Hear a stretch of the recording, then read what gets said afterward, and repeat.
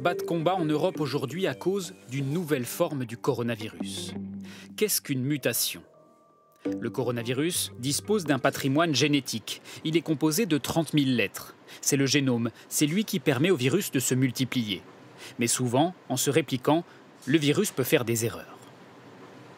Il peut y avoir une erreur de copie, c'est-à-dire si la lettre à l'origine est un A, elle peut se transformer par exemple en C. Il y a d'autres types d'erreurs, c'est-à-dire au lieu de recopier une longue séquence, eh bien, il peut oublier de recopier 2 lettres. Donc tout ça, ça crée une formidable diversité génétique. Ainsi naît une mutation, une nouvelle forme du virus. Le phénomène est extrêmement fréquent.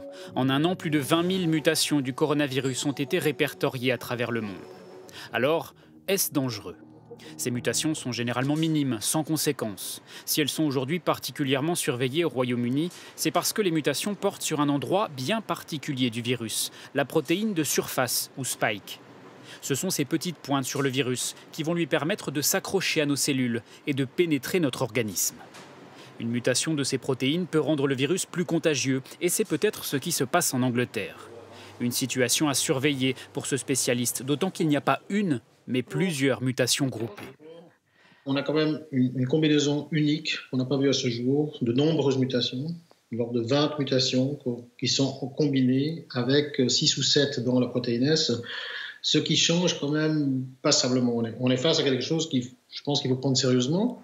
Si ces mutations pourraient accélérer la transmission, rien ne dit pour l'instant qu'elles pourraient provoquer plus de formes graves. Autre question, ces mutations pourraient-elles rendre le vaccin moins efficace? La question se pose, mais pour l'instant, il n'y a pas de raison de s'inquiéter selon les scientifiques. Les mutations repérées outre-Manche n'empêcheraient pas la réponse immunitaire de l'organisme, car les vaccins ciblent plusieurs zones du virus. 40 fois, 39 fois. Et la vaccination, l'idée, c'est d'avoir un spectre suffisamment large, de telle manière à, si vous avez juste une mutation à un endroit, qu'on puisse aller neutraliser à côté. Heureusement.